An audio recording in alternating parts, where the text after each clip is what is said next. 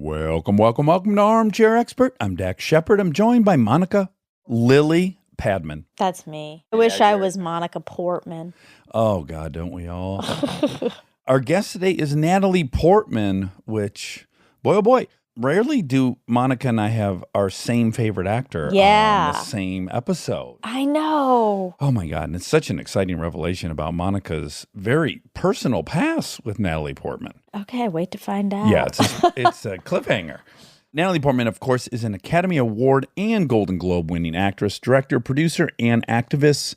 I fell in love with her in The Professional. Of course, she was fantastic in Closer and Black Swan, many of the Star Wars. Jackie, Garden State. There's so many. Natalie has a new book out, which I own and I've read to my children, called Natalie Portman's Fables. So we will talk a bit about that. Also, before we dig into the ever-delicious Natalie Portman, we want to tell you that our new show, Nurture versus Nurture with Wendy Mogul, is screening for potential guests to be on her program. We're really, really, really excited about this podcast. Incredibly excited. It is family therapy. Yeah. We've already heard an episode and we are absolutely gobstopped. That's not the word, is it? Gobsmacked. We were gobsmacked. It's so good. And this specific podcast is extra cool because it involves you guys. Yes. Real families. We're going to do therapy with real families and Wendy. And so there's an application process if you want to be a part of it. We are looking for families with unique backgrounds, circus families, farming families, families with a professional athlete, military families, same-gender families, multiracial, single parent, you name it. If this describes your family or a family you know and you think you would like to be under the amazing guidance of Wendy Mogul for an episode, please go to bit.ly/nurture podcast. So that's bit.ly/nurture podcast. We'll also have it on our Instagram, on stories and stuff. You can swipe and we'll post about it, put it in our link. And also on our website. And on our website as well. So there's places you can find it. But guys, do apply. Yeah. Just again, in the first episode I already heard, I related so much as someone with children. And then Monica, you related so much without children. Yeah. Our problems are universal, if we've learned anything. They sure are. Now, please enjoy Natalie Portman. He's an armchair expert. He's an armchair expert.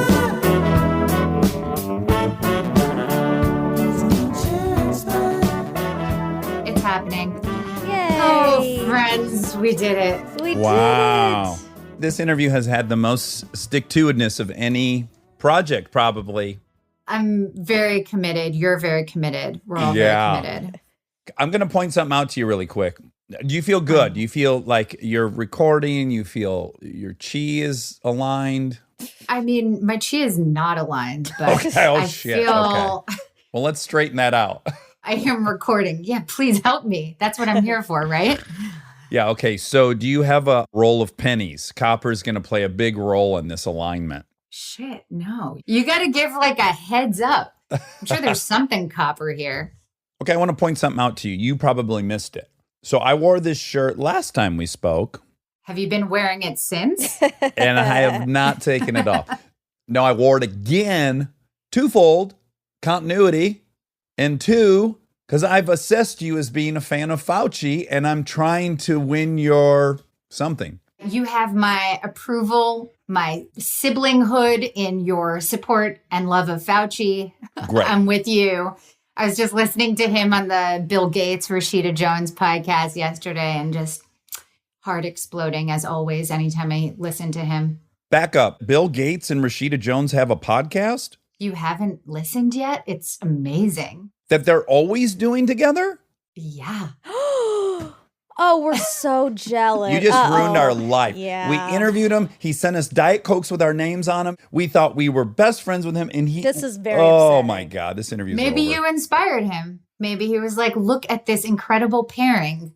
How did Sheeds get man. this? Oh, my Because God. Rashida's the coolest. She's very, very cool. She There's deserves it. There's no question about Now we're that. upset. Okay, I don't know where to go now. It probably wouldn't shock you to know that my wife got me this t-shirt. So I don't want to take too much credit. Your wife is the best. Yes, that's unanimous. Okay, so last time we were talking about the zoo, there was a lot of internet issue. What I'm curious about is what has changed in the internet landscape since we last talked to you? Because this is dynamite. Well, I got a dongle. What's that? Oh, It's like a thing. It's like a mobile internet backup plan. I just learned about it, and it sounds like a word that you're not supposed to say, Yeah, it right? sure Like, does. who Dong. made that up? And that thing works like gangbusters. It's really happening. Mm. What happened in your world since? We went to the sand dunes. We went off-roading. Where are the sand dunes? They are south of the Salton Sea. They're 400 square miles, and they actually go up to Mexico. The wall is within the sand dunes. You can off-road to it. And in fact, we did. And what was that like? I had been many times. I was just going because new people were at the dunes. And to be honest, it's kind of like showing people the sign in Hollywood. You're like, yep, it's right there. Except with like deep political disruption. Now, but I've been going to the dunes for 14 years. That wall's been there forever. And Oh, I used to wow. go to it. It was just like, oh, wow, look at this steel wall. And then you put your hand through it and you're like, oh, I'm in Mexico. Now I'm not. Took a selfie of myself from Mexico, blah, blah, blah. But yes, now it is this incredible beacon of political angst. Yeah, Okay, now you were born in Jerusalem. correct. And I'm curious because mom was American and father was Yes. Israeli. How did they Yes. meet? Did they meet here or did they meet there? What an excellent question. They met here. Well, here being the US. That's a complicated word to use when I'm in Australia. They met, my mom was at Ohio State University, and my father was doing electives in medical school at Ohio State University. And they met at Hillel House, the like Jewish students club, like Oh, very that's classic adorable. Jewish meeting story. And then he went back to Israel, and then she went there and met him. And anyway, so I was born in Jerusalem, which significantly, I think until recently, I don't know if they changed it recently, but it doesn't say Israel on my passport. It says Jerusalem because Jerusalem's not recognized internationally as part of Israel because it's like, I think very special to be like an international city. Sure. It's almost Yeah. like being born in the Vatican or something. Exactly. I think it's like one of the few places that's like internationally recognized as like an international city. Of course, Israel claims it as an Israeli city. So in 1981, they were viewing themselves, the citizens of Jerusalem, as a sovereign state. No, they did not view themselves that way at all. But the rest of the world did. It's just, I think because it's contested, the rest of the world is recognizing it as like a non-attributed city. So anyway, Right. on my passport, it doesn't say a country that I was born in. It just says a city. Oh, that's wild. Because mom's American, you had no problem having American citizenship? Is it dicey to be born there? I was born with American citizenship because of my mother. Okay. Now, when mom moved there, where did mom grow up? In Ohio? Ohio. My mom's from Cincinnati. Oh, Cincy. Wonderful. She's certainly been to Cedar Point. She and I could talk about that for hours. She worked at Kings Island growing up. Oh, and she did. Yeah, she's like full Cincinnati. My whole family's very Cincinnati. So everyone's Oh. very friendly. We smile a lot. Israel's a big departure from Cincinnati. How did she Yeah. like it? She was super brave. She like hadn't been out of the country before. She moved to Israel, and it was like a developing nation with 1,000% inflation when she moved there in the late 70s. And so I think it was a big shock, but very brave and cool that she took that leap of faith for love. Yeah. And how many years were you there before you guys moved back? So she was there 6 years, but I was there till I was 3 because they were obviously married for a little. They did things properly where they, were married first and then had babies later. Yeah. So traditional. So That's conventional. not what we did. We went ahead Not and had a what we kid. did. Yeah. Same. Our kid was at our wedding, but that's cool, right? Same. So when you guys moved back to the States, what drove that move? Was it a job opportunity? Was it they were just had enough of it? Yeah, I think it was simultaneously like my grandfather was sick, so my mom wanted to be near him. And then my dad found work opportunities here too. So he continued his medical education and came to the States. You're an only child, yeah? Yes. Yes. Yes, it shows. I will not share Well, we want to know this because this is something we've observed in our friendship circle. The only children, they have no problem. Like we're at a busy party and they'll go upstairs, they'll read a book, or they'll take a nap in plain sight. They have no problem just breaking off and doing their own thing. Is that you? No.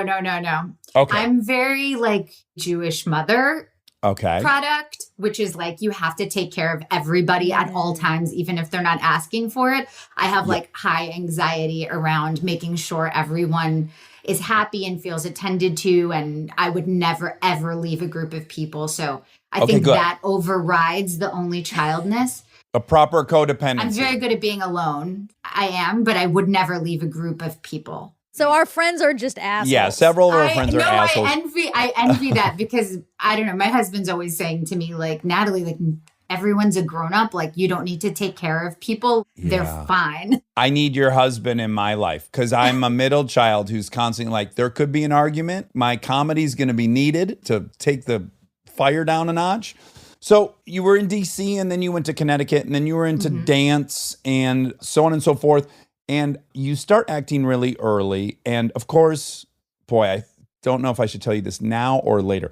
So when Kristen and I first started dating, she went out to the garage. She noticed my toolbox was open and there was a gigantic picture of you. It had been in my toolbox for Oh my gosh. 12 years. Thank you. You're my favorite actress of all time. I'm so honored. That's so nice. I don't know if that's good or bad to get out now. I'm sure my husband had a picture of Kristen in his like Good. dressing room at the ballet. So everything's even.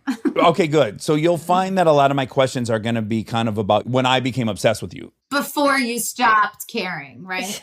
Totally. I could care less about you now. We live close to each other. I've seen you in real life and I'm like, It's boring. We're all boring, aren't we? We all underdeliver. Disappointing. Wait, before we get into those questions, do you get this all the time because you've been around for so long and you've been in the public eye for so long that people always want to bring you back to your past? Ooh, good question. I don't know. Sorry, I have very small ears. I don't know if you've noticed, and it's hard for me to keep in these.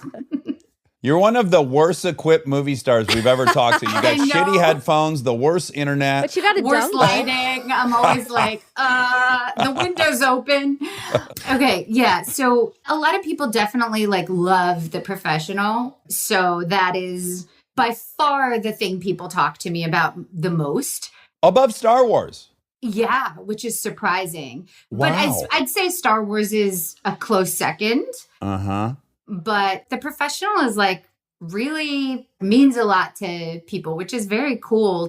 Because I also don't feel, I don't know, anything that I feel very close to, like I had anything to do with its success, I get more like shy about or like uncomfortable taking compliments. But when you're 12, you're like, I didn't know what the hell I was doing. I'm so happy you love it. That's so great. Like that wasn't me. That was a whole other group of people that made that successful, and I can feel happy that that makes you happy. You know, I can accept the compliment more easily. Well, that's a great point because to be honest with you, they could have put anyone in Star Wars and it would have done great. That's true. You, of course, are great in Star Wars, but definitely Star Wars is the star of Star Wars. The Professional, if you are not exactly who you were in that movie, it doesn't work. Well, thank you. Leon doesn't fall for this kid. And this kid isn't portraying the loneliness and the loss and all these things. The movie it literally hinges on you maybe more than any other movie you've done. It was really fun for me. It was very exciting to get to just like mess around while I was 11 and turned 12 while I was shooting. So here's where it gets dicey. So I'm 6 years older than you. And this will be a theme I think is very interesting. I sense where this is going. I have to imagine this was a common thing, which is you got cast in that. And then I was like, oh my God, this person's so talented and so cute and so everything. Thank and I was you. like, also, I'm 19. I shouldn't feel that way about whatever. Or maybe I was 18. Oh, this is God. terrible. Uh-huh. Oh my God, you're going to be fueling some conspiracies.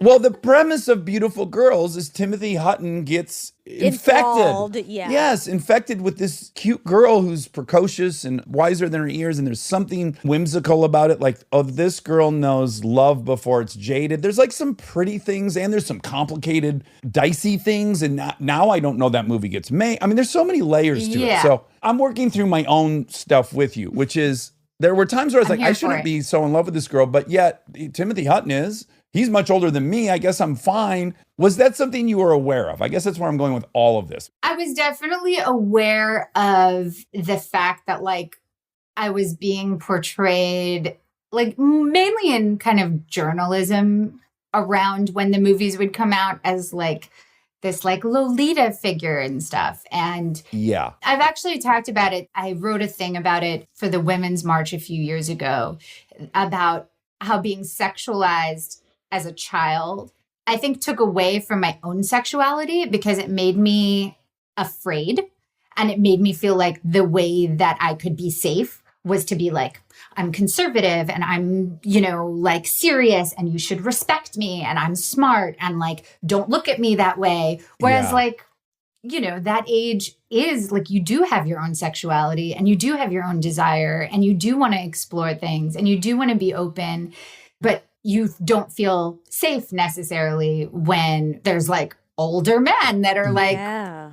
interested and you're like no. And so I feel like you build these fortresses around you and also take on like so many people I think had this impression of me that I was like super serious and like prude and like conservative as I get older. And I realized I consciously cultivated that because it was ways to make me feel safe that, oh, if someone respects you, they're not going to objectify you. Well, we interviewed the California Surgeon General, and she was talking about childhood ACEs, right? And a common outcome of that for women who are molested, it's pretty common for them to gain a bunch of weight to become invisible. They want to be not seen by men ever again. And so it doesn't surprise me that you had your own kind of defense against that unwanted attention. Yeah.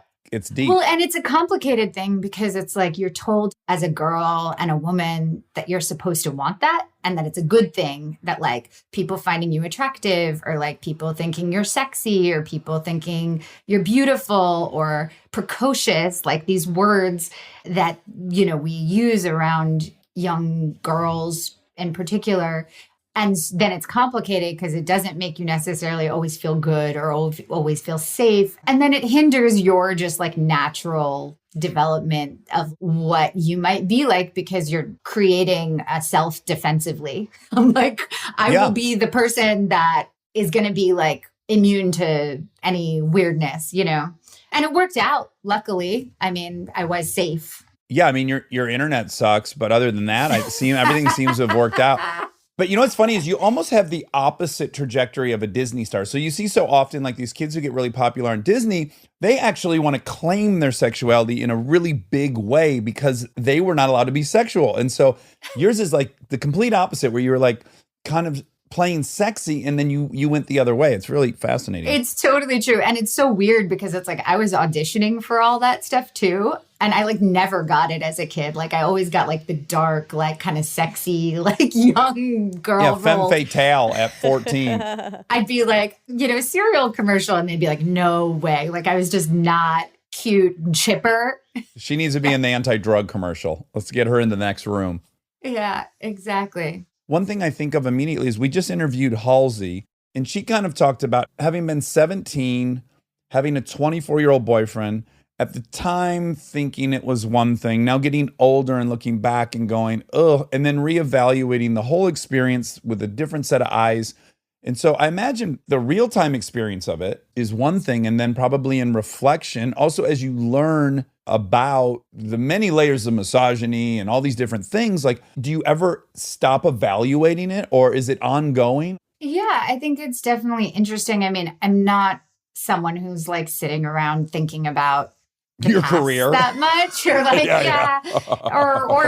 or the stuff I've been in. I think that's also a luxury because it wasn't particularly traumatic, you know, like I was lucky that like, I mean, there's hundreds of little things that I think any woman on earth in any place has experienced, but nothing massive that I've been ruminating on. I think it definitely makes you aware. You know, I think all of us think about like, what are the things that have kept me from being free? Yeah, just authentically who you were born to be. Right. Right. And like, what are the things inside of me and what are the things that other people have put on me that have stopped me or blocked me in any way from being completely free? And so I think in that way, in the way that we're all trying to like look for being our like full, open, real selves, just as a public person at a young age, and then as a public female at a young age, in my attempts to like build these fortresses that kept me safe, that succeeded in keeping me safe, it didn't allow the full expression of who I was at that time, or certainly not artistically. Like I started choosing roles where I was like, I won't kiss, I won't, like when I was in my teens, I was like, I don't want to, have any love scenes or, make out scenes, or, I would start choosing parts that were less sexy because it made me worried about your safety, the way I was perceived and how safe I felt. Yeah. And even though I'm so sorry. Do you want to? No, I just said wow. Oh, okay. I meant like full throttle, and I don't want to. No, I think that's really profound. And I don't think you're sitting around thinking about your career, but what I imagine you do daily, as I do, we now have children. So there's two things. A, you start thinking about, so if my child wanted to do this thing, you've had the personal experience, that's going to inform it in some way. And then even more so, like you're passing on stuff, right? I'm just so grateful I don't have boys because I grew up terrified I'd be seen as weak. And I've done everything possible to be seen as strong. And it's cliche and embarrassing. And so I would have to decide, like, I don't want to pass all this on to my son. And so in that way, I guess I wonder if you evaluate like, we're evolving. I have a daughter. I'm going to pass on something. What parts do I want to keep? And what do I want to say this was bonkers? Yeah, absolutely. I mean, I have a boy and a girl. And so it's been really interesting to like get to think about each of them. And also it was kind of a revelation to me, what you're talking about how these constructs of what people are supposed to do by their gender is so limiting for men. Because we talk about it for women all the time, about like the things that women are not able to do or not able to express or not able to achieve because of these social prejudices. But then to understand that men are so constrained by the things they're allowed to like, the things they're allowed to be interested in, the emotions they're allowed to feel. I mean, I know my husband's French, and he said when he moved to the US, he was like, guys won't talk to me about theater or music or art. All his close friends were gay men because he was like, straight men in America aren't allowed to have interests in the arts. It's limiting. Like, oh, are you only allowed to be into like cars and motorcycles? Or that's all I'm into. I'm paying the price of the culture I grew up in. All I care about is things you put gasoline in, and I don't want the earth to burn up. I'm fucked. The one thing I like, I can't even ethically enjoy anymore. But it's like, of course, all the creative energy, the emotional energy is only allowed to be channeled into certain interests and certain things to talk about. So with both of them, I'm trying to be conscious of supporting what they're into genuinely and exposing them to the same things, which is hard because you tend to be like, oh, boys soccer, girl ballet, and this stuff. But to expose them to the same kinds of things, see what they take to encourage that. It's shocking how much stuff just comes from outside of the household that is very gendered and like, Oh, yeah. But I think that was also one of the reasons I wanted to write the book, because I wanted to create characters that are representative of the world, that you just want to get into their minds and hearts and empathize with them. Because that's what I'm constantly trying to do with like my son, be like, how does she feel? How do you think she's feeling when someone says that to her? How do you think he feels? Because I don't think boys are practicing that enough. And I think for girls, for my daughter, I want her to think, how do you feel? Exactly. Because Exactly. I think girls, we over practice like knowing how everyone else thinks about us and feels about us. Like, are we pretty enough? Are we smart enough? Are we nice enough? Are we kind enough? Are we sweet enough? Are we cute enough? And then we're not like, what do I want? What do I need as much? And I think that has a lot to do with not thinking about the inner lives of female characters from an early age. When you see how many books and movies and TV shows for kids are primarily male characters, we're not having kids practice thinking about the female mind and heart early enough for both boys and girls. Oh, yeah. So did you find yourself, as we did, you're reading your kids all these classics, and for us, by the way, this caused a whole shitstorm. So Kristen was critical of Sleeping Beauty, and then Ben Shapiro said, we want to get rid of all classics, which, by the way, no, we love the books. But at the end of them, we say to our daughters, it's kind of weird this gal was passed out and the dude kissed her, right? That's a little curious. You don't... Illegal. Yeah, Unethical. Minimally illegal. So we still read them, but then they're launching off points for us to then go like, well, that's kind of weird, isn't it? Or all she desired was to be the husband of this prince, or, you know, we just get into it. So I have to imagine you were having that same experience where it's like, okay, here are the classics, and boy, what a bit of culture I'm passing on. Oh, definitely. Also, so many pronoun changes to make sure that all the characters, especially like the animal kingdom, so many of these books about animals, and then all the characters are male. Uh-huh. And I noticed myself, even like we'd go to the park and I'd be like, oh, look at that dog. Isn't he cute? Like my default was always to go to a he with an animal, which is weird and not accurate. Yeah. So I started changing the pronouns, reading my kids those books just to make it reflect the world. Just to experiment on them. Exactly. And then I was like, this should just exist because it's silly to read these books. And sometimes you get tired, you forget to change the pronouns, or they learn to read and then they're reading themselves the books and the books are all he. And so I was like, this should just happen. Well, that's what I noticed about your version of The Tortoise and the Hare. So you correct me if I'm wrong, but the conventional story is probably supposed to be teaching humility and focus, maybe. Is that a good assessment? I think what the message is. Yeah, okay. I think so. Perseverance. And yours, the tortoise is female and the hare is male. And so there's some other layers going on here too, because the hare is trying to embarrass the tortoise by insinuating that she'll cry and that she's weak. And yet the tortoise plods ahead, right, and stays focused. And by the way, as an anthropology major, you know, hunting and gathering societies, the women were just so much more durable. That's just a fact. Women had a child or two in their person while they were gathering. You know, they survived famine better. They're just more resilient and they're stronger. So the irony that the hare, of course, thinks that the tortoise is weak and will cry and all these things. I was thinking, oh, there's definitely also a male-female layer going on here in a little iconoclasm of those gender stereotypes. That one, absolutely. I definitely tried to not make it like males are the like bad characters, females are the good characters, because I think that the more range of possibility we allow females to have as humans and as personalities, the more we see females as people first and then judge them by their characteristics or, you know, actions. So, for example, in the Three Little Pigs, the wolf is female. You know, I think the great RBG quote about if you put a woman on a pedestal, it's just another kind of cage.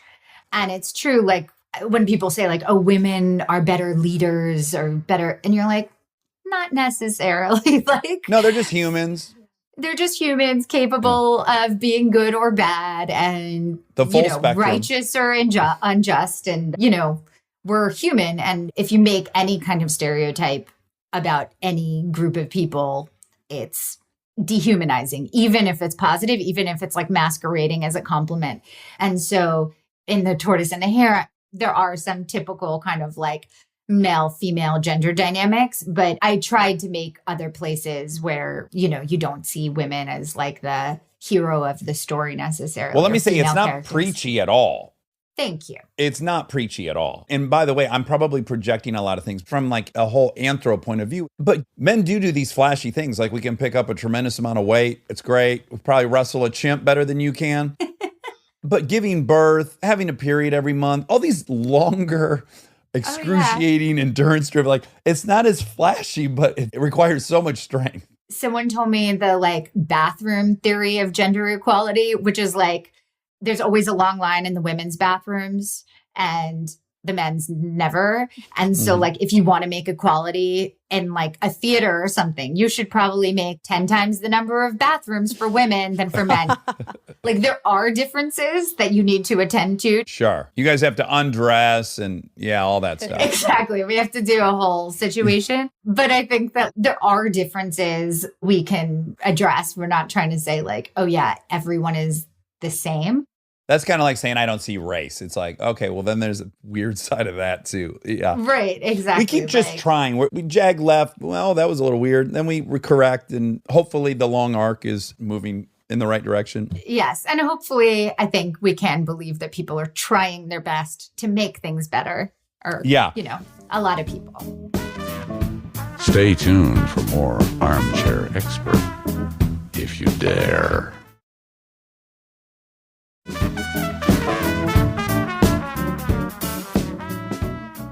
Now, when you read this book that you wrote to your own children, did you first admit you had written it, or did you give them a blind taste test? Oh, I told them I wrote it. Blind taste test would be way too dangerous. Very high risk. But if the compliment was there, you'd be like, well, I earned that one. That's true. No, but I did warn them, and I tested it on them a lot. So they've heard many iterations. So here's some clues we got. A, we're going to ultimately offer you a role in the podcast, which is... Thank you. Tech advisor? No, absolutely not. You'll have nothing to do with anything technical. But as a A&R guy or an A&R gal, you seem to be connecting with people right before we get hip to them, okay? Oh. I'm going to give you a couple of examples. Thanks. The first time we interviewed Yuval Harari, he was coming from your house. And we were like, well, how'd this bitch get ahead of us? He also got very lost and you lived 20 feet away. Yeah, that was really my funny. It took him gosh. 30 minutes to... Oh, I love Yuval. He and his partner are so wonderful. And he is so brilliant and changes my mind and thinking about everything all the time. I would agree. I don't think I have had such a paradigm shift since leaving college 20 years ago or whatever it's been. The whole explanation of Buddhism, which I don't think I ever really understood, and craving, I'm like, oh yeah, that's me. My suffering's all just I'm craving from a different mental state that I don't have. And oh yeah, that's right. And then even the explanation of capitalism versus communism and the story. I mean, it's so good. So good. I mean, his recent op-ed in the Times about conspiracy theories was so wonderful too. Oh, I haven't read that. It's great. It's just the basic point is even if someone wanted to control the world, you couldn't. Like human behavior over 7 billion people is completely unpredictable and it's not possible to manipulate. Well, my other thing is most criminals get caught because they go to a bar and they brag to a stranger, not even like their best friend. People love telling other people the shit they do. Right. I find it impossible to believe anyone can keep a secret on this scale. That's part of it. It's just like, this would not work with human behavior. Yeah. If this were true, if there were people trying to do this, it would not succeed because human behavior is much too unpredictable. Yes. Okay, so then the next person was Jonathan Safran Foer. I'm not saying that right. Foer. Yeah. So he came over, we chatted with him, we kind of fell in love with him. Then we found out you have had this friendship with him and blah, blah, blah. So here's my question. What are the logistics of, so you read something, let's say you read Sapiens and you go, I'm getting involved with this person. How does it work? Yuval, I think maybe I had mentioned that I liked him in an article or something. And then he asked me to moderate a conversation that he was doing in London randomly. And I was like, what an opportunity. And that was that. Jonathan, I read his book when I was in college and then went to go hear a reading of his and met him after the reading and was just fanning out on him. And then we stayed friends since then. I guess 20 years. And he's written more books and gotten very deep into animal protection, has become kind of this deep environmentalist. So it's been really interesting to, know him for a while. If I fall in love with something and I think for a second I have access, I will try my hardest to be a part of the person's life. Well, isn't that kind of the biggest privilege? Yeah. Yeah. Being a public person, you do have this ability to connect with people you admire or learn from and get to actually meet them sometimes. So I definitely use that. It's probably the thing I use most out of my privileges, like getting to connect with those people. It's so exciting. That and like restaurant reservations. That's the other thing I really take advantage of when restaurants are open. I've come to really be grateful for is how I get treated at the hospital because I'm there kind of often. So that to me is like, oh, everything's worth it because I need that. Oh my God, poor you. You're there often. I want to psychoanalyze you though for a second. Do it. Okay. I don't believe in any of it, so. Okay, right. Okay, so how do I say this? So I have all this baggage. So I was dyslexic. I was in learning disabled classes, whatever. I have a big chip on my shoulder about being smart. But a lot of this is like identity and what I want to be seen as versus what I am being seen as. So I play stupid people in movies and I'm a comedian, right? So I really, in a gross egotistical way, I do search out the praise of like intellectuals and people I admire. And I wonder if I think you're very smart. Oh, thank you. You're one of the people I'd want to hear that from. I'm not an intellectual, but I think you're very smart. But I wonder, because I want to tie this back to Harvard, like you're on this like rocket ship to be in any movie you want to be in, and you decide I'm going to take a break.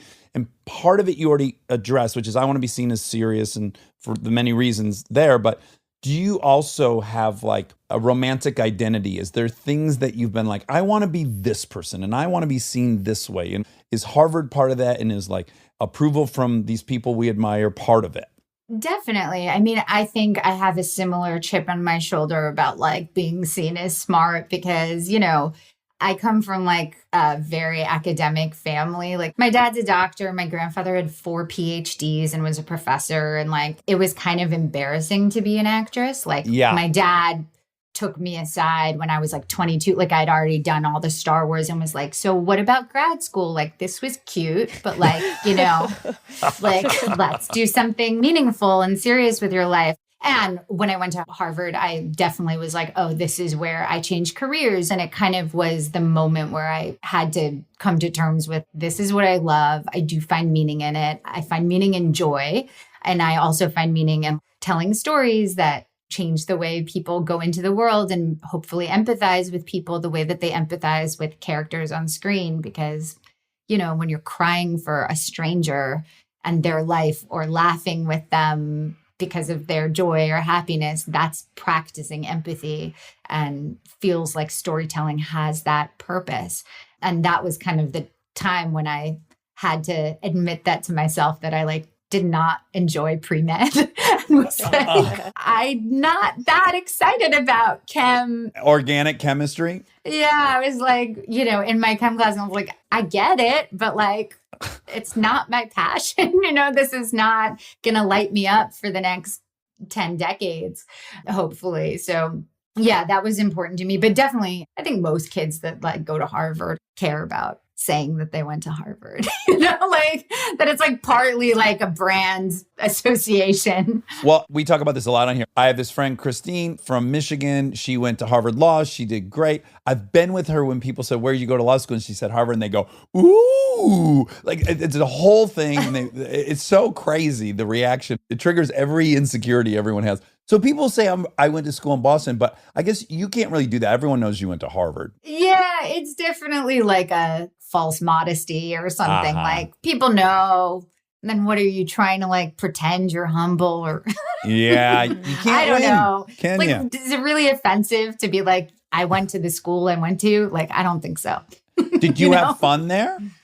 I did. The best part of it for me was my group of friends that I made who are still like my closest friends today and doing interesting things and engaged. And I don't know, they're just good people and I love them. Do I remember correctly that you lived in the dorm? Yeah.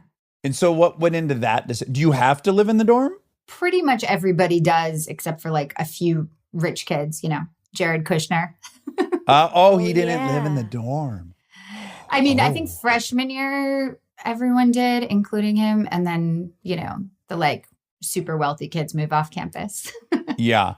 Did you feel self-conscious being there? I didn't much, you know, Facebook started when I was a senior at school.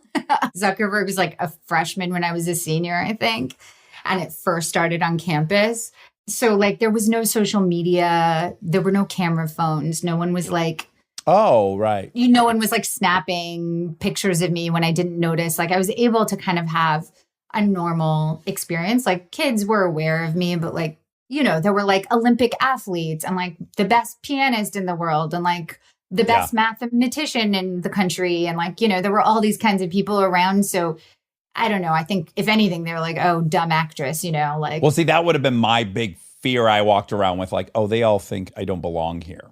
Yeah, it was scary. Like anytime I talked in class, I would get like shaky voice and be like, everyone's going to think I'm so stupid, you know, but that was part of like growing though, because, you know, you have one professor who you really admire, who takes you seriously and thinks you have a good idea, and you start getting confidence, you know, that your opinion or idea might be of value. Yeah. Okay. One of the things on the outside looking at your career, it seems to me that you've had a confidence to step out of it and back into it and out of it and back into it. I am curious, was it just a confidence, or have you had the same panic as everyone else? Did you think like, oh, if I take a couple years to have a kid, it's going to change? I mean, it's proven to not ever have affected you negatively, but I think that requires a ton of conviction.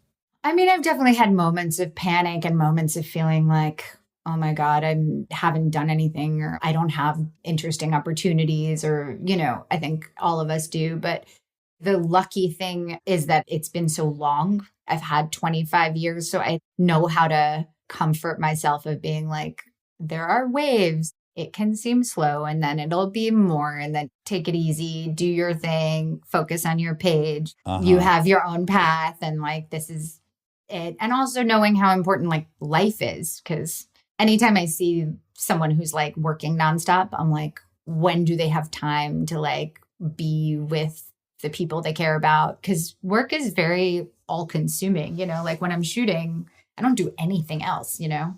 Right. So it's pretty awesome to have time to like be with friends and pursue interests like you're talking about, of like calling up someone I admire and having a conversation with them, or, you know, spending time with my family, of course. Do you have the thing that my wife has to battle, which is if you're working, you feel guilty, and if you're not working, you feel guilty? Like if you're not working, you have this guilt of like, oh, because I'm a woman, you know, like I just feel like you guys are damned if you do, damned if you don't. Oh, definitely. I think every working mother's burden is that you're either feeling like you're not doing enough for yourself or like your own empowerment, or you're like not being there enough for your kids or whatever. There's just a lot of expectations we put on ourselves, and that society doesn't help out a lot with. Yeah. All right. Can I ask you selfishly about one movie? Yes. Well, first of all, you were the daughter in Heat, which is great. Yes. What does he say? Al Pacino, he says something about you. I used to do it all the time. Well, he says, I got 4 dead bodies on Venice Boulevard. Diane, sorry if the goddamn chicken's cold. But he says something great about you that I used to imitate, and I can't remember what the fuck it is. Closer. I was so mesmerized by Closer. Aww. It's such a special movie. And again, back to like your ebb and flow of, oh, I was portrayed as sexy, I'm going to be serious. That to me almost feels like you going like, okay, I'm going to do something that's now me without any of the baggage of that stuff. Absolutely. That was really definitely a point where like I felt safe. Like I was an adult. I had just finished college. I like felt confident in myself and like my ability to like take care of myself. And then I was also with a director that was like my best friend. Like Mike Nichols was just like the greatest friend, and I trusted him completely.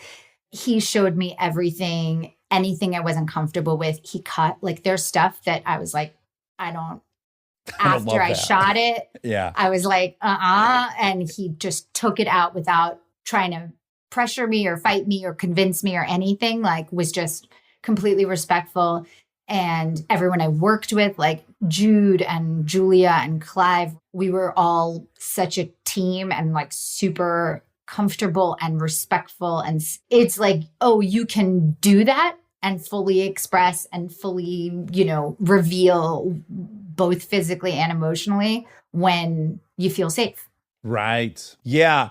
Yeah, you pray that like you can trust the director enough to go ultimately too far. You want to feel safe to go too far so that in the edit they can protect you.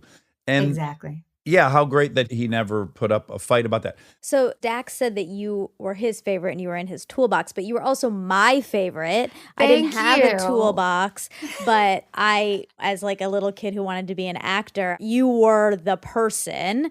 Thank you. You were smart, you went to Harvard, and you're beautiful, and you're so talented. So I wanted to Thank be you. you.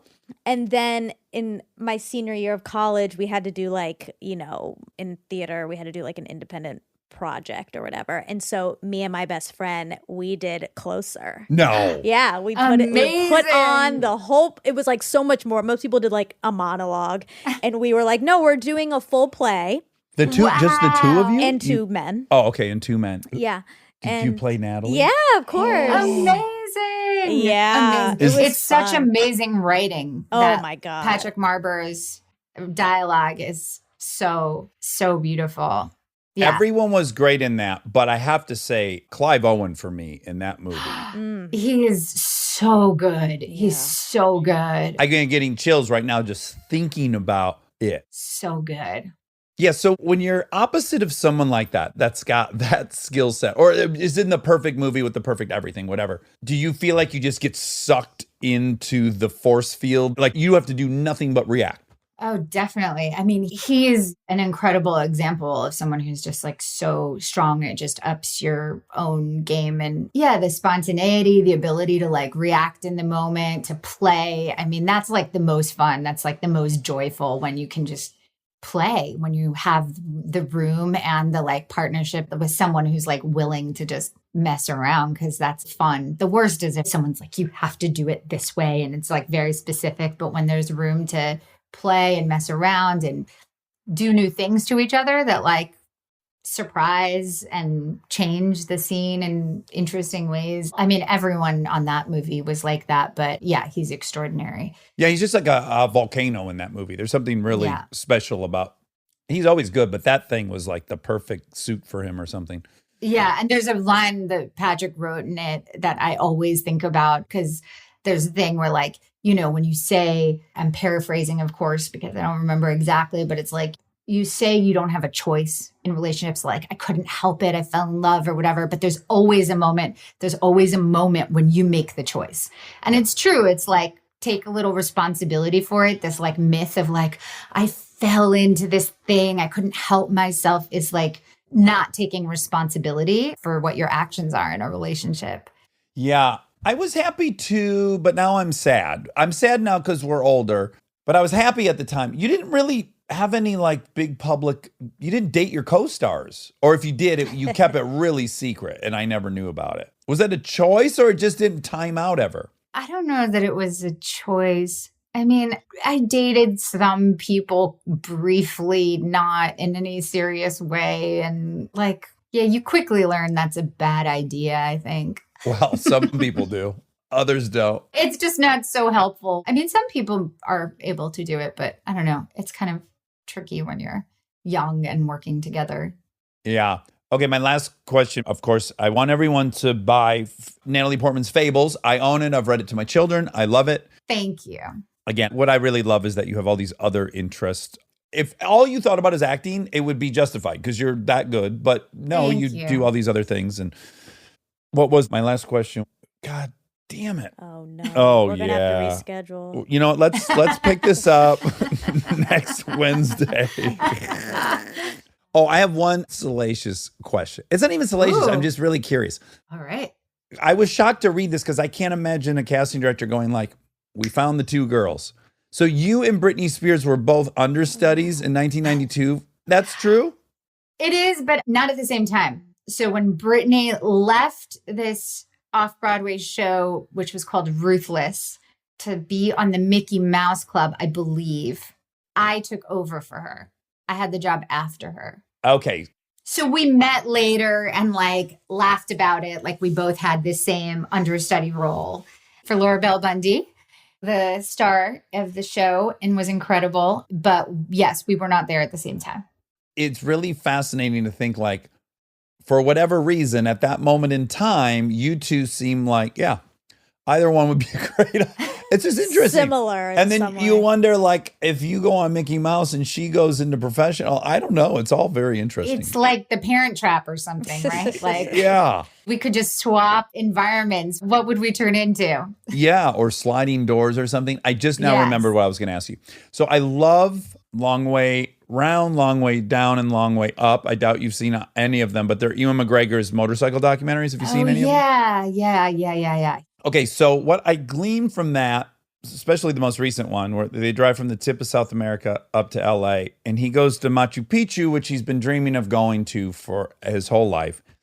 And he goes there, and then I feel so bad for him because he becomes the attraction. Like he's actually upstaging Machu Picchu, and then his entire day, of course, is taking pictures, and he's very, very nice. And so, he just does it. And you cannot help but be kind of heartbroken for him because he's dreamed of going here the whole time, and then he just really wasn't allowed to experience it. Oh, wow. And what becomes clear, because it's all these people, they don't speak English, they're probably not familiar with this or that. It's singularly Star Wars. Like Star Wars fucked his life. I'm sure it made his life and it fucked his life in so many ways. Like he can't go to Machu Picchu.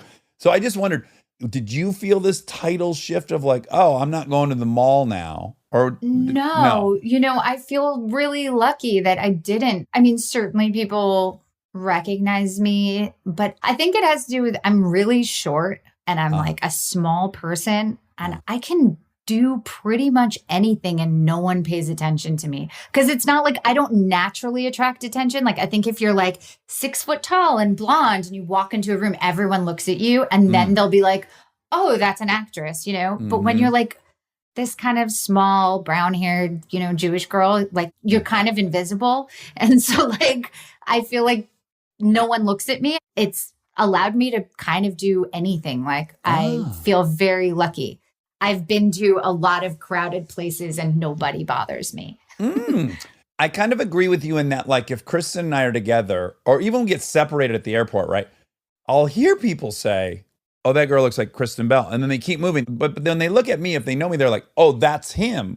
Again, all these stupid decisions I've made. I have tattoos. I'm too tall. My nose is crooked. All these things. No one ever goes, he looks like him. They're like, that's him. But I hear often they think, well, she looks like Kristen Bell. That's the same. Like people always say, you look like, Uh-huh.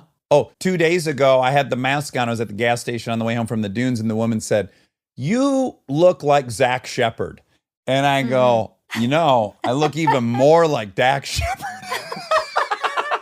It's great. She was just making Zach Braff and Dax Shepard one person. I think she definitely. Now, as someone who worked with Zach Braff, and he and I have talked about it Yes. extensively, do you see the uncanny resemblance? Is it eerie? No, I hadn't thought about it until you just said it. I don't think you really look alike. Very different coloring to start with, but. Well, I'm also in very weird lighting. It's pitch black. Anyways, point is, I had this idea for a movie for he and I 10 years ago called Nature versus Nurture. And we're identical twins, but I'm raised by hillbillies in the South and he's raised by like Upper East Side Jewish parents. And this is that's how you explain the difference. But we're this exact same other than that. I love that. I would watch that movie. Please make that. That was actually my last question. So, and this is something I've been envious. So many of my friends in LA are Jewish. I've been invited to Shabbat. I've been invited to Seder. I'm an atheist, but if I had to pick the traditions of any religion, it would be Judaism. I love baby naming. I think it's so cool that you would have to take a minute and remember someone who's died. So I'm curious, as you pass this on to your kids, and maybe this is none of my business, but how into the deity part of it are you, and how into just the cultural heritage of it?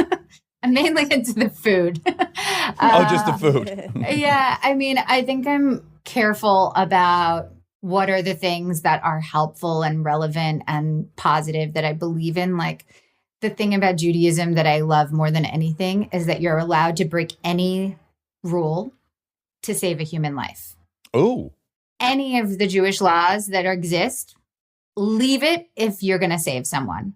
Oh, and I like I think that. like that's something that I think is like foundational, that you like just put life first. Yeah. Is wonderful. Like nothing else, you can break Sabbath, you can eat, unkosher or whatever, rule if it's to save a life. So I think that like that as a foundational rule is incredible. Some other things are like hard to explain to your kids when they're like, how did God make all the people? Don't women make the babies? No, Adam's rib makes the babies. Come on, guys, get with it. You know, so some of the things you're just like, okay, well, it's a story. Someone wrote it. And, you know, that other things we need to take with a grain of salt. But I love the food. I love the family aspect. I love the emphasis on education, on books, like People of the Book, I think is wonderful. And obviously perseverance through a lot of shit that Oh, yeah, there's Jewish not been people a have group come that's up gone through against. more trials, yeah. I mean, I can't be the suffering Olympics, but it certainly is a good history to draw from in terms of like fighting against injustice for everybody and, you know, keeping strong through the obstacles that may present themselves. But yeah, I think religion with the modern lens. Uh-huh. And then as we go, because I would feel so unethical if we didn't do this, hit me with a couple of your favorite aspects of Laura Moses. We'll all go. We'll go in a circle. Oh, man. Laura Moses. Okay. Laura Moses is our mutual friend for the listeners. And she's going to edit this episode. She's going to be first to hear it. Yes. Oh, good. Oh, good. How many things I love about Laura. She is the person you want to like talk to most when you are having a hard time. She is like the most caretaking like person ever. Like she's the first person to make sure like everyone has a drink and everyone is fed well and Very thoughtful. very thoughtful. So just like at ease, great sense of humor, so funny, so capable, really loves cats. Oh. Yeah. Loves a no. cat. Her love of cats kind of made me have a love of cats, and I hate cats. Yeah, I'm not a cat person, but I've like reassessed cat people because she's so great Yeah. that I'm like, this has to be She's okay. redefining. I've stopped making a lot of the cat lady jokes I used to make out of respect for her. But I also, at the same time, I applaud her boyfriend, who we love as well, because he gave her a chance when her Instagram was almost exclusively pictures of the puzzles she was doing and her cats. And that's good for him. No, he had the best response He ever to did. that when you brought it up. You said, I'd be scared away. And he said, you know, all the other girls I dated, all their pictures were of themselves. And I thought, oh, maybe this is something I need. Someone Contrary who's action. not so obsessed Yes. with themselves, more obsessed with their cats. I got to say that I like her for her wordophileness, if that's a term. Yes. We have a very shared love of crosswords in a very mutual dork association way. Have you ever watched an episode of Game of Thrones with her? No, I've actually never watched Game of Thrones, I'm ashamed to say. Oh. Well, wow. when you start it, as you should, it's a fantastic program. Please do it with her because she's an encyclopedia of all the crazy names in different languages, and she just can retain all that. It's crazy. Every time you pause, you go, who's this? I haven't seen this person for 4 seasons. She's like, that's Stravarius's uncle Oh who my left gosh. Preparius on the doorstep of Zavalon. And you're like, how do you know that? Monica, do you want to hit us with one? Or do we take them all? Well, you took a lot of them. Yeah. But I think I also really like her conviction. Like she's not swayed, I don't think, by what the group thinks or the group is doing. Like she has her own point of view. And she doesn't really have FOMO. Like she's not worried about being late. Like if she's going to be a couple hours late, she's not like, well, I'm missing part of the party. Like she's just like fine, showing up, leaving when she wants. It's good. Yeah. Oh, I have an important one. Oh, good. Best teeth. As Oh. soon as Great I was teeth. like, who is your dentist? Because you know what? You have the best teeth of anyone Gorgeous. I know. Yeah. Really, Yeah. really amazing. I mean, not deep, but No, Very but, impressive. No, but real. But let's be real. Yeah. Exactly. We all are taking it all in with our eyes first. Okay, this is my prediction. So the thing Monica's most proud of herself, if she had to list like her number one quality, it'd be that she does not succumb to peer pressure. And I'm guessing you guys have that in common. oh no. Oh, I wish. That's a really cool one. And also a big compliment that you gave Laura, because you basically said the same thing about her. That's what made me think of it, actually. It's hard for me if everyone's like, I really like this movie and I didn't like it, I wouldn't say it. I'd be Okay. like, It's like really hard for me to say that I have a different opinion than anyone else. You're low on the disagreeability aspect of the personality test. You're low. Yeah, like Yeah. I just want everyone to like me and Yeah. agree on everything. But I'm working on it. No, I think everyone likes you. So you've really, Oh, Nailed it. thanks. you've achieved the goal. I know, but it's a bad goal. I'm aware that it's a bad goal. Now, I'm going to let you go, but we see each other. We bump into each other. Was I taller than you were expecting? Or did you have no expectation? I expected you to be tall, and you Okay. are tall. All right. Okay, great. That's what we're ending on. No, she didn't say anything about me. So I was trying Oh to my dig one thing out of her that maybe God. she She noticed said I was you're tall. very smart. Do you remember that? I do. Yeah. I'll never forget it. Yeah, exactly. Well, we adore you, and I can't wait to bump into you again in real life. Feeling and, is mutual. and people should read Natalie Portman's Fables. They're wonderful. You will Thank not have you. to explain or make excuses afterwards to your children for the questionable legality of some of the plot points. You're assured that, well, until maybe 40 years from now, but currently there'll be no Exactly. explanation required. Exactly. Up to date. All right. Well, have a wonderful time down under, and I hope you Thank end up going to you. the zoo as I suggested, because you'll Yes. really love it. That is on the schedule. Thank you so much for doing this. All right. Bye. Be Have well. a great rest of your day. Bye, guys. Stay tuned for more Armchair Expert, if you dare. And now my favorite part of the show, the fact check with my soulmate, Monica Padman. We just had a canine challenge. Still venting. Yeah. Well, we love Frank. We love Frank. Francunius, he has his own song. What is it? Sing it. Francunius, dun, dun, dun, dun, dun, Francunius, dun, dun, dun, dun, dun, dun, Francunius, dun, dun, dun, dun, dun. Wow. Just that. Francunius was brought to the new house by my family members. That's right. And when I left the house to go record, I said, guys, make sure the doors are closed or Cunius is going to get out and he's going to bark at people, maybe bite someone, and then we're all going to be in court. Yep. Or he'll get loose and get injured. Yeah. Just keep the doors shut. Guess what? Doors open. Open my door to the attic. Old Cunius is on the staircase. I know. I'm so happy he That was. well, for his sake, he's lucky that Yeah. we discovered him, because I'm sure the next stop was to bite somebody and then Exactly. run out into the road. So then we brought Cunius into the attic while we recorded with David Ferrier, and boy, he just went apeshit in here, right? Yeah. Jumping It all was- around. He's on your lap. He's on my lap. He's looking out all the windows, looking for his lover, Kristen, squealing, barking. It was stressful. It was. Worst two people to be stuck with a dog going berserk in a small space. Wouldn't you say? It could have been worse if someone was afraid of him. At least we're not afraid of him. That's true. But we were pretty annoyed by him. Our tolerance for Cunius's antics, Well, or all canine also antics. because there's too many cords. Like, Yes. it's not a good space for a canine. For a crazy canine. And also, he kept walking over the recorder. Exactly. And all you got to do is put a paw on the red button and we're fucked. We got to start. We got to start. I guess we're not that fucked, but in the moment, it felt like we'd be totally So fucked. fucked. Yeah. Bro, Cunius, you just fucked us. Come on, Cunius, you just totally fucked us.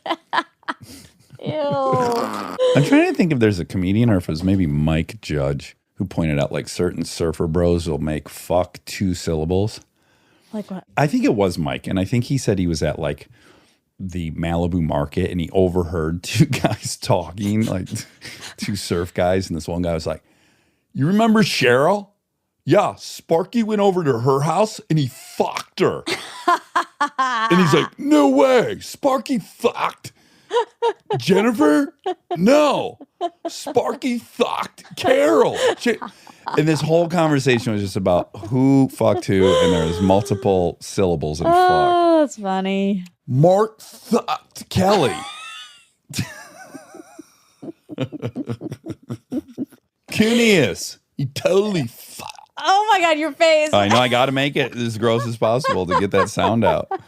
You can't make that sound without the worst look on your face. Try.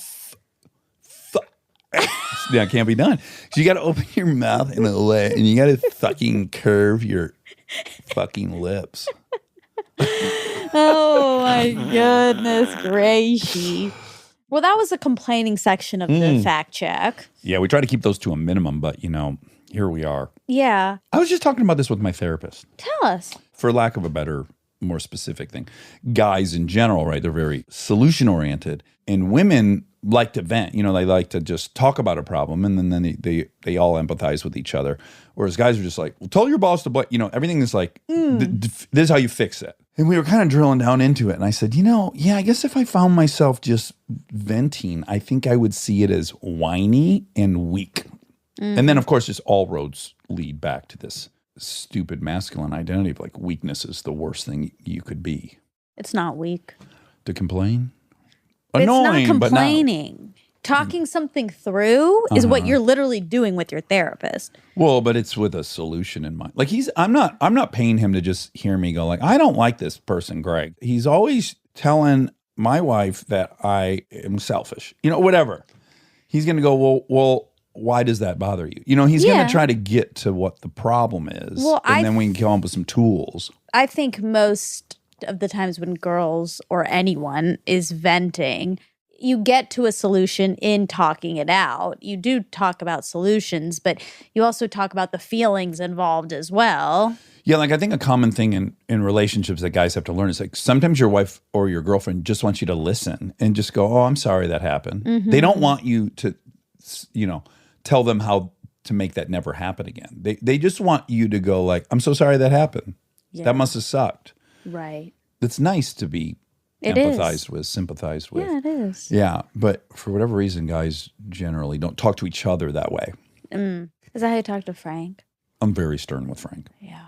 Very direct. But I've told you this before. I have no problem being very direct with boys, but I have a hard time being direct with women. And you don't like that. Don't like that you have that Yeah, you haven't discrepancy? liked that in the past. Like I gave you the example of someone that washes my cars. And I just told him like, hey, for your business, just so you know, people want their problem to disappear. They don't want to know all the steps it took. Like I just come up and tell him like, hey, this would be good for your business. If it was a woman, I wouldn't do it. I just wouldn't have done it. I'd be too worried I was going to make her upset or sad. Yeah, that's dumb. I mean, because I would say that to a woman. Right. Yeah. Well. And a man. And a man. Two things. You're very good at being direct.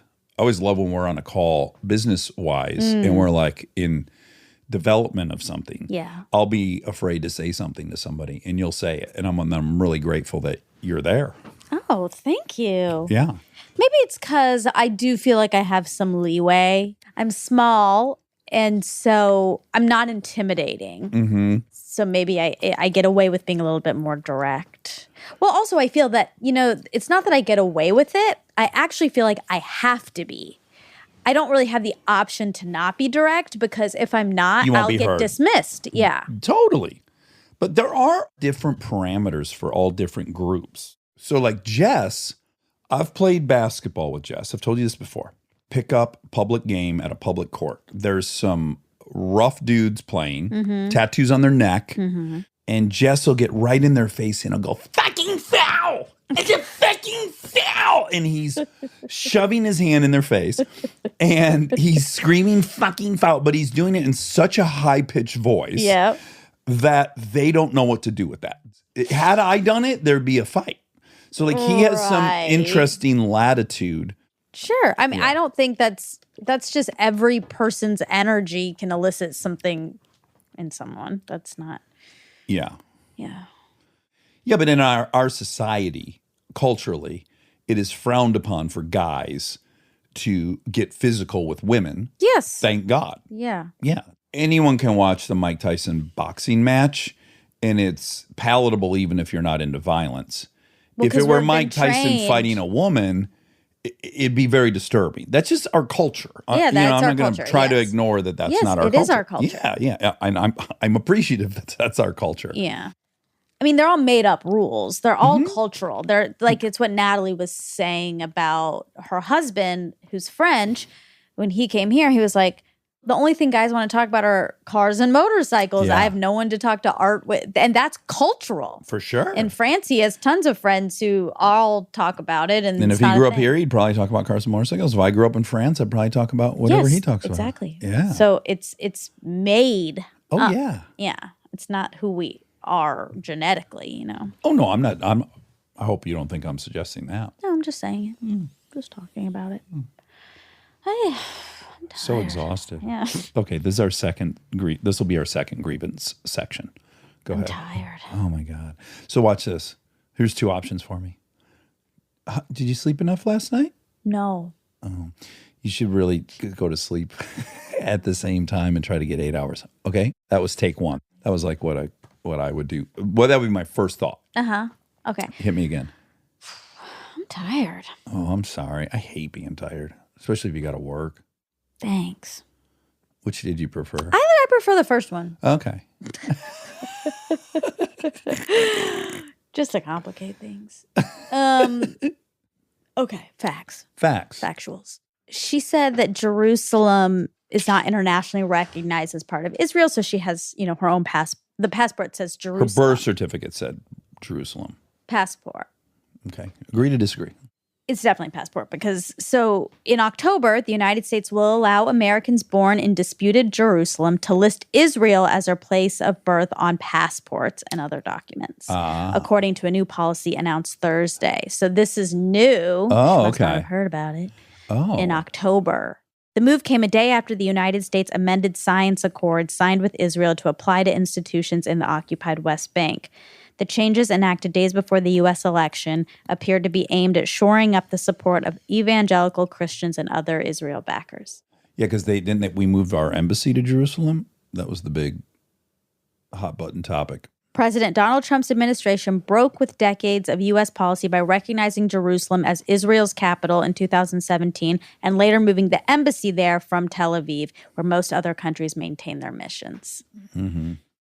Okay, so you said the California Surgeon General said that a common thing to happen for some women who have experienced trauma is they sometimes gain weight so that they can seem invisible. It was actually Johann Hari who said that. Well, there's two things. Mm-hmm.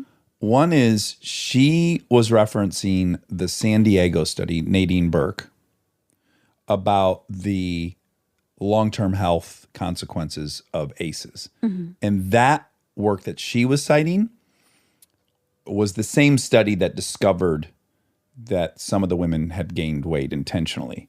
So Johann is also, I believe, referencing that study in San Diego. Got it. But Johann specifically talked about this on our show. Oh, okay. I was unclear. I did not mean to say Nadine said it. I meant to say that the study Nadine got her data from is the one who discovered that. Okay. Yeah. Okay, sorry. That's okay. I got to defend myself. If people are interested in that episode, it's on Johann. And also listen to Nadine Burke Harris. We love her. Oh, no, it's great. You won't regret it. You said she connects with people right before we get hip to them, and you said A&R guy. An A&R, artist and repertoire representative, is responsible for finding promising new artists for a record label or music publisher to sign. So, yeah. Good reference. Yeah. Our friend Eric also uses this word supernode. He says a supernode is someone who is very connected to a lot of people. So he used to be a lawyer, and he said at his office he was a supernode. He was connected so he could bring people in, and he was valuable. In the tipping point, Gladwell called those people connectors. There was mavens, connectors. Yeah, there's lots of words. Well, so a supernode in peer-to-peer networking is any node that also serves as one of that network's relayers and proxy servers, handling data flow and connections for other users. So he took like this tech term and applied it. I don't know if Eric did that on his own. Ooh. Which, good job, Eric, if you did. Yeah, really good job. Makes me think of one of my favorite words I learned in LA geography, which is that we are a multinodal city. What does it mean? So most cities have a city center, and all the traffic flows into that center in the morning and then out of it. But LA is multinodal, so there's all these pockets of industry. So the traffic just crisscrosses every which way. There's no actual center of Los Angeles. Interesting. Yeah. They're employing as many people in Santa Monica as they are in downtown LA and as in Century City and, all these pockets. True. Yeah, it doesn't all move in one direction. Interesting. Yeah, multinodal. So multinodal, polycentric. That was the other term for it. Oh. Uh-huh. So what's the word for if there is one? Unicentric? And uninodal? Nodal? Just plain old nodal. Nodal. Okay, so I told you that I mentioned it on this, that I did the play Closer with Leandra. Oh, yes. Yeah, it was fun. Did you find a tape of it? I would love it if you played it right now. I don't think there's a tape. I hope not, because it was sexual. Yeah. Do you remember any of the lyrics to it? You mean dialogue? Yeah. Well, we were talking A&R terms. So Oh, sure. No, I don't. You don't? I actually, because, she was trying to remember a quote, and I was disappointed that that didn't ring a bell. Could have been a really cool moment between you guys. I know. Yeah. Damn it. But I did look it up, and the quote is, "That's the most stupid expression in the world. I fell in love, as if you had no choice. There's a moment. There's always a moment. I can do this, I can give in to this, or I can resist it. I don't know when your moment was, but I bet there was one." Julia Roberts said that to Clive Owen. I'm not so sure. Okay. I feel like that's when it I was. should know. I'm embarrassed. That was a great scene in their kitchen. He was on and off the stairwell. He had come back from a trip. And I think it came out. And it was heated. Woo! Woo! Leandra played Julia Roberts, and I played Natalie Portman. Was there any fighting over who would play who? No, it was immediate. No bad pick there. No bad. Exactly. Like yeah. when we were kids, we often played Dukes of Hazzard, and everyone wanted to be Bo Duke. No one wanted to be Luke Duke. Really? Bo Duke had blonde hair. Ugh, God. What? That's just, what do you want me to say? I don't want you to say that. You think I should feel bad that we all wanted to be Bo Duke? Yeah. He was cuter. Because he had blonde hair? No, I'm just distinguishing which one it was. Okay, but I know. I'm just telling you this is part of the problem. What is? That everyone has decided blonde hair people are better. No, not sometimes- you. but- I'm just saying society. But sometimes the dark haired person's much better looking. I'll But- give you an example of that if you want. You don't have to. But okay, who? I can't because he's been excommunicated. Who? Weinstein? Mel Gibson. Like, Ew, he's not attractive. oh my God. When he was in Lethal Weapon, and He doesn't. he doesn't ring your bell. No. Because of all the stuff you know about him? Or? No. Oh, okay. No. You can compartmentalize it. Before that, I was okay. never like into him. Okay. I'm just saying society puts a premium on blonde hair, and I'd like to not have that be the case. No. Bo Duke was taller and cuter and had nicer buns and seemed to be a better car driver. And the distinguishing thing to let you know who he was is he had blonde hair. Oh. I don't know any of them. Like, I don't. You can't picture either Bo or Luke did? No. Oh, okay. Were they brothers or cousins? They were cousins. Okay. Yeah, kissing cousins. They were kissing cousins? They weren't kissing cousins, but Daisy Duke was their cousin as well. All three of them were somehow cousins. Okay. And I was always confused if they were attracted to Daisy or not. Yeah, I think a lot of people were. Yeah. Yeah, she had brown hair. She did? Yeah. Well, in the newer one, Jessica Simpson played her, and she has blonde hair. So this is all very confusing. But definitely in the orig, Daisy Duke has brown hair.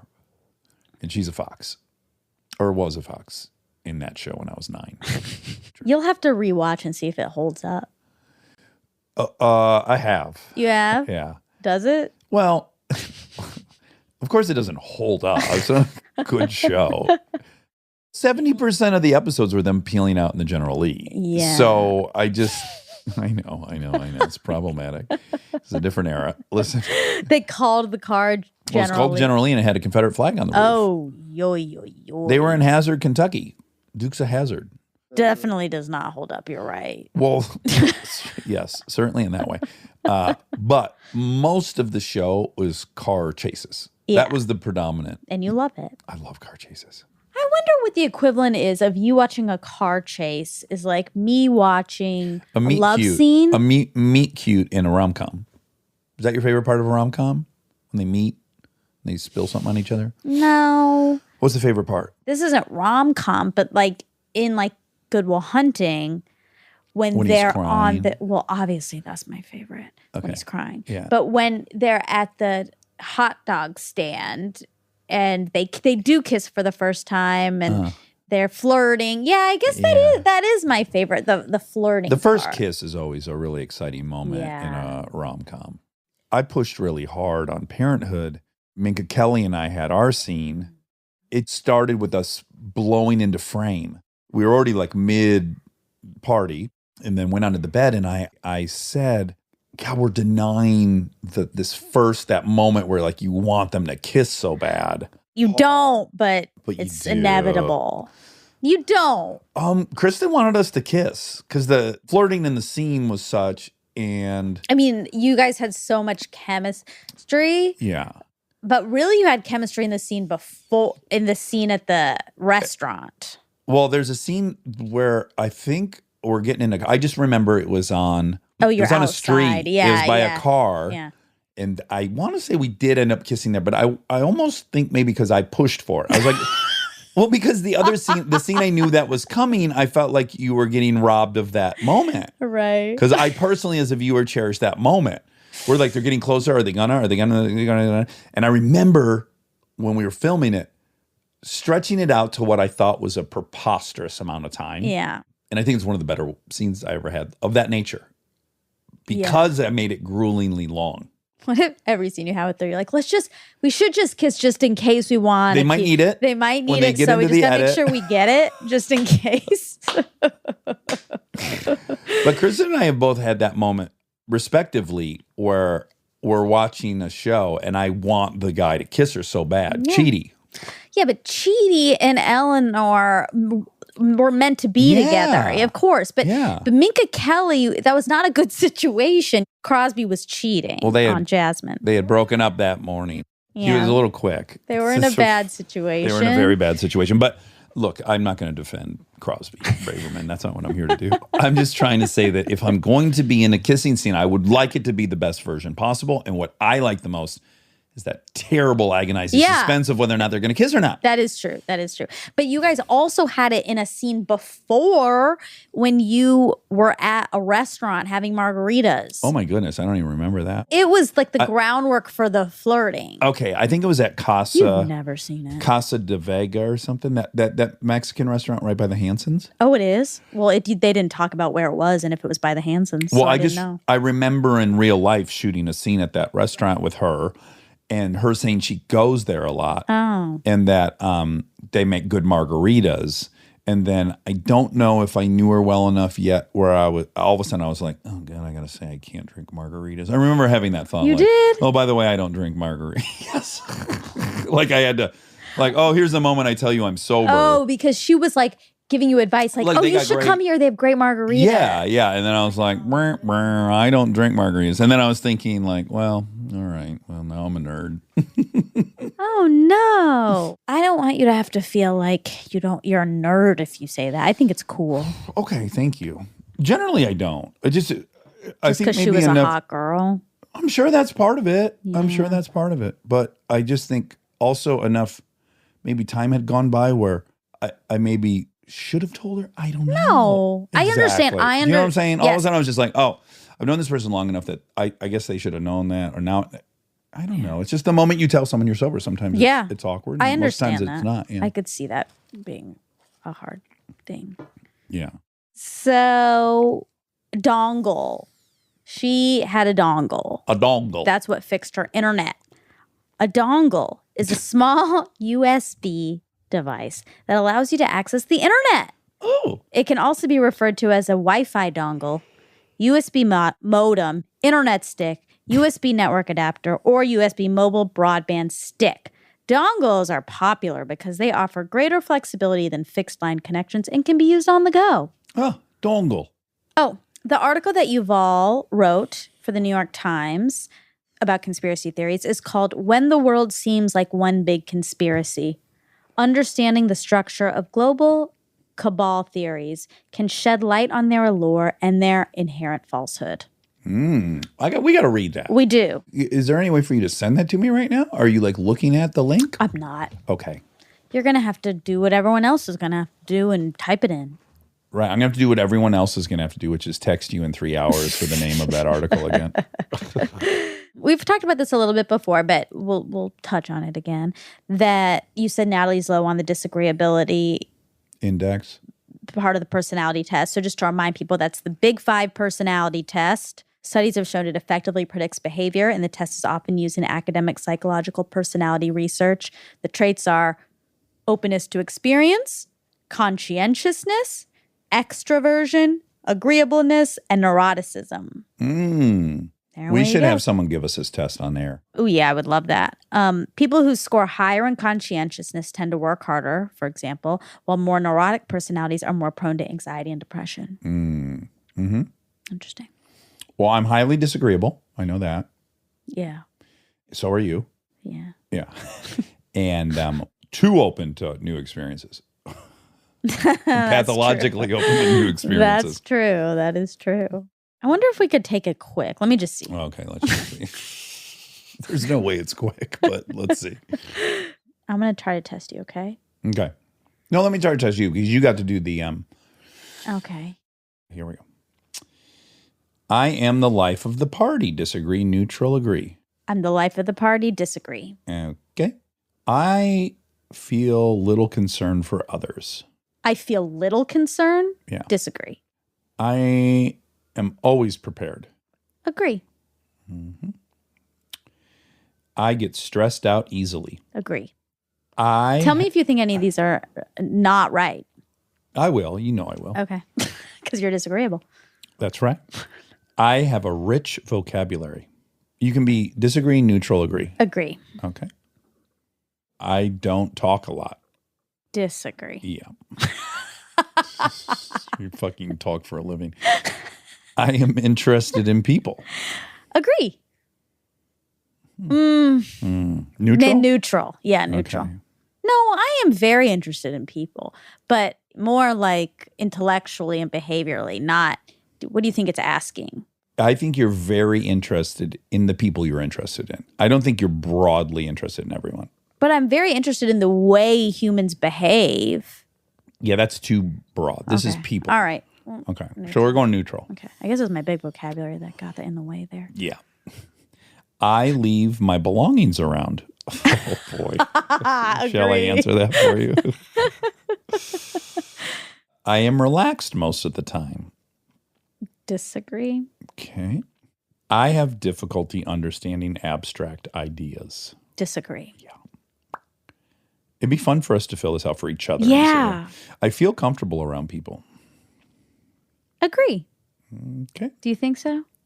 Maybe I'm neutral. Okay. Neutral? I'd say neutral. And also it's changed. which is Exactly, interesting. yeah. These are always hard to answer because you're. Yeah. I insult people. That's a weird question because intentionally, purpose? exactly. Because I certainly insult people, but I don't think. Maybe I should say neutral. Rarely intentional. Okay, we'll go neutral. I pay attention to details. Ooh, this is tricky for me because I'm not observant with like the world, but but I am very detail oriented in studying. Like, Yeah, some of these are really vague. I'm gonna say I do pay Agree. attention to You detail. agree. Yeah, Okay. I worry about things. agree. Some of these I shouldn't even ask you. I should. I have a vivid imagination. Agree. Yes. Camping trips where Ben and Matt will pop out. I keep in the background. I keep in the background. Mm-hmm. Oh, like I disagree. Okay. I sympathize with others' feelings. Neutral. I make a mess of things. Oof. If we're just talking about your apartment, we probably got to say. Oh, are agree. they talking about that, or do they mean situationally? I thought they meant situationally. Again, this is very abstract. I make a mess of things. I mean, I'm messy, but not. It should say I'm messy. I think I Or make it a should mess say of things. I means- complicate relationships or something. God, I guess I should say neutral, or maybe I should say agree. Which would you like to say? I guess say agree. Okay. I seldom feel blue. Disagree. I am not interested in abstract ideas. Disagree. I start conversations. Agree. I am not interested in other people's problems. I am not interested. I disagree. I'm interested. I get chores done right away. Disagree. Okay. I am easily disturbed. Agree. right? Yeah.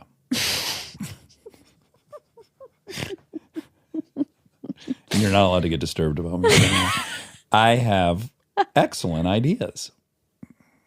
I'm hitting the button. Okay, next one. Okay. I have little to say. Disagree. Yeah, I can say that one too. I have a soft heart. Agree. Is that wrong? No, that's right. Okay. I often forget to put things back in their proper place. Agree. I get upset easily. Agree. I do not have a good imagination. Disagree.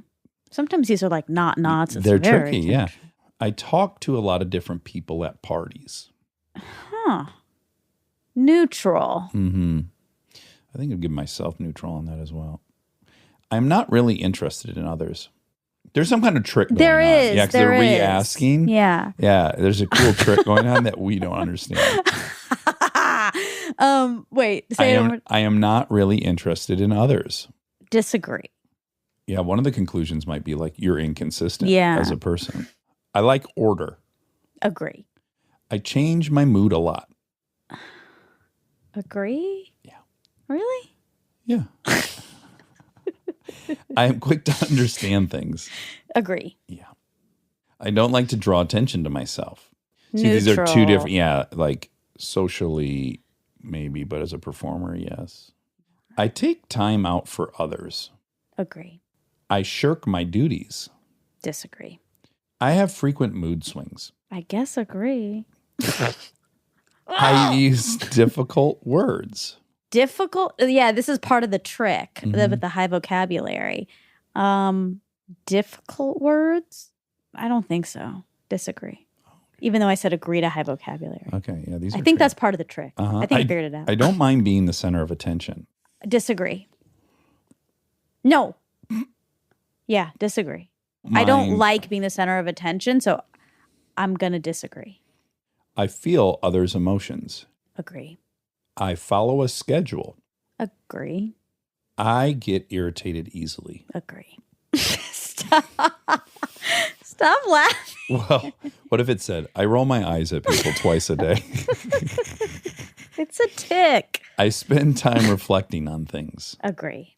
I am quiet around strangers. Neutral. Okay. I make people feel at ease. Neutral? Or Okay. do you disagree? I think you do, and I don't think you're afraid to make people uncomfortable. So I think because that goes into the disagreeability thing. Right. Yeah.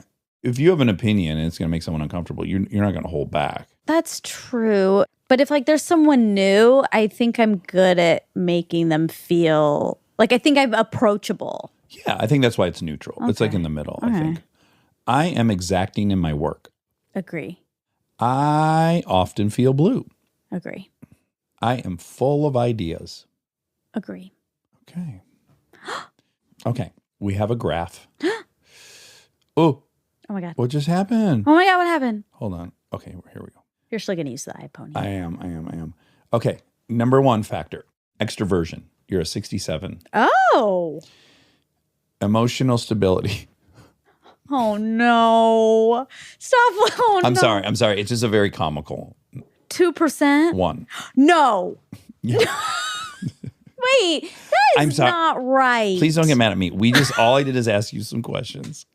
Look at your emotions are all over the map right now in response to this. Agreeableness, 71. Yes. I wouldn't have thought that. Uh-huh. Conscientiousness, 52. Oh. Intellect, imagination, 96. Oh, shit. Shit, girl. 1%. Oh, boy. Oh, I really want you to take it. No one has time. Ain't nobody got time for me to take it. Maybe I'll take it on another time. Okay. Oh, no. And now everyone's worried about my stability. I love it. Monica's now staring at the result.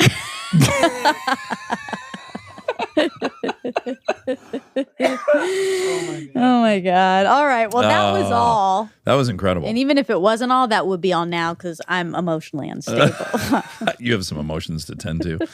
I love you. I love love you you. exactly as you are. Thank I love you. that. Whatever that graph is, I love it. Thank you. All right. Good night. Bye.